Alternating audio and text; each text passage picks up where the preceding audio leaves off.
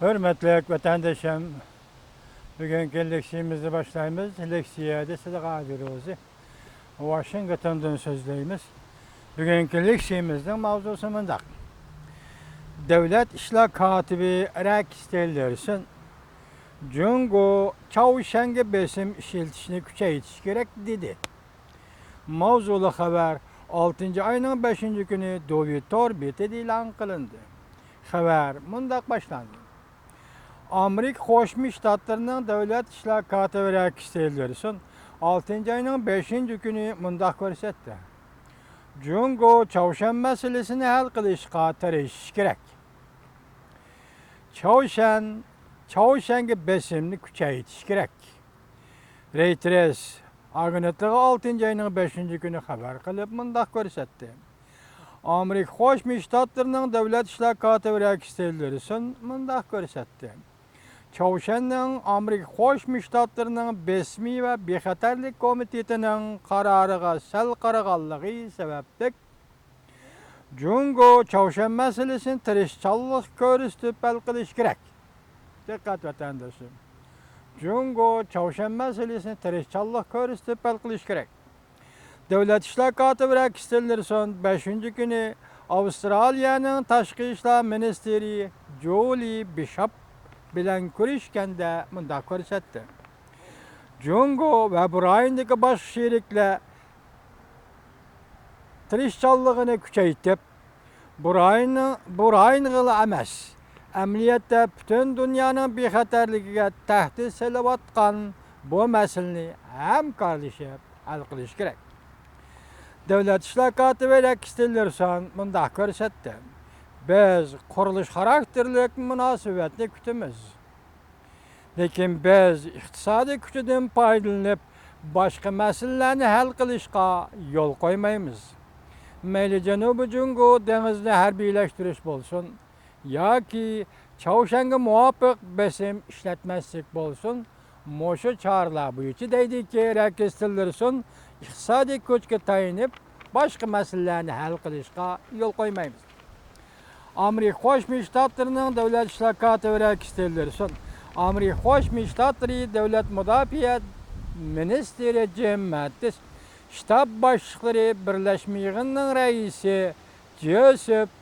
Joseph Dunford va Tinch okean pilotining qo'mondoni admiral Harry Harris qatorliq davlat rahbarlari va harbiy odamlar 4. kuni Avstraliyaning Sidney shahriga yetib kelib, bir kun ikki davlat tashqi ishlar ministrlari va davlat mudofaa ministrlari birlashgan yig'inini ochdi. Chavshan masalasida Jungo davlat mahkamasining a'zosi Yang Jiechi 5 ayning 20 kuni taklif bo'yicha Amerika Qo'shma Shtatlarining Davlat ishlar katibi Rakistellerson bilan telefonda so'zlashib, Chavshan yerim orolning vaziyati xalqaro masalalar to'g'risida fikr almashtirgan. Amerika Qo'shma Shtatlarining prezident Trump ko'p qatim muxbirlarning ziyoratini qabul qilganda va Twitterga fikr qoldirib, Jungoning Chavshan masalasini hal qilishda aktiv rol o'ynayotganligini madalagan. Bu faqat ilhom berish bo'lsa kerak. Yuqorida Rakistellerson dediki, Jungo besimni ishiltish kerak dedi. Hal qilish kerak dedi. Oxirida bu gapni qo'shibdi muxbir, endi bu yerda prezident Trumpning Jungoga da'vatqani balki ilhomlantirish bo'lsa kerak. Avstraliya bilan Jungo o'rtasida til urushi yuqori ko'tarildi. Avstraliyaning tashqi ishlar ministri va bosh elchi Jungoni qattiq tanqid qildi. Mavzuli xabar 6 ayning 4 kuni Dovitor betida e'lon qilindi. Avstraliyaning tashqi ishlar ministri Bishop, vaziri Malcolm Turnbull Jungoning Osiyoda kengaymichilik qilayotganligi qattiq maydonni ko'rsatib, Bishop xonim mundaq ko'rsatdi. Jungo qilayotgan qiliqlari xalqaro prinsipni ko'zga ilmaganlikdir. Jungoning qilayotgan qiliqlari xalqaro prinsipni ko'zga ilmaganlikdir. Avstraliyaning Amerika turishliq sobiq elchisi o'xshash bir kunda Chavshan yadro qurollari bo'yicha Jungoni ayblab, Chavshan masalasini Jungo paydo qildi deb ko'rsat. Mana oxirgi jumla jinga to'xtaydigan gap mana bu. Nima deydi? Çavuşan meselesini Jungo paydo qildi deydi. Şoňa Amerika Qo'shma Shtatlary nima deyapti? Jungo Çavuşan meselesini hal qilish kerak deyapti. Endi yana bir xabar. Amerika Qo'shma Shtatlarynyň döwlet işler katibi Gestellerson bayonot e'lon qilib, Jungo'nun kişilik hukukyny hörmet qil, Jungo'nun kişilik hukukny hörmet qilish haýdaşçylyk qildi kechiringlar. Mavzulu xabar 6-njy aýynyň 4-nji güni Amerika owazynyň Xitay tili programmasy e'lon qilindi. Xabar mundaq başlandy.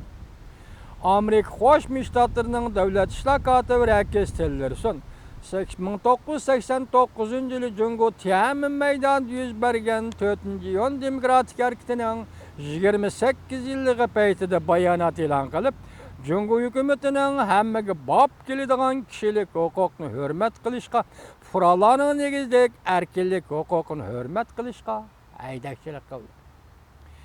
Bu ýyl Jungo hökümet Tiananmen meýdan tinç ýol bilen ötküzilgen namaýyşy zorwallyk işiltip bastyrgyny 28 ýyl boldy.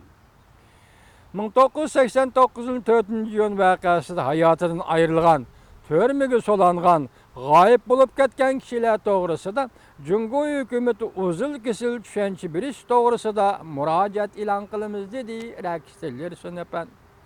Jungo hökümetiniň ulany äsli keltirişini talap kılgan, ulanyň aile tawabatlaryna parakende kılışyny togtutuşga, 4-nji ýön wakasyny unutmaganlyk üçin nazarband kılgan kişilerni törmeden koyup berişke aýdakçylyk kılymyz dedi. Amerika Qo'shma Shtatlarynyň döwlet işler katibi Gestellerson. Amerika mundaq hesaplaydy. Kişilik hukukny gogdaş barlyk döwletleriniň negizlik mecburiyetidir.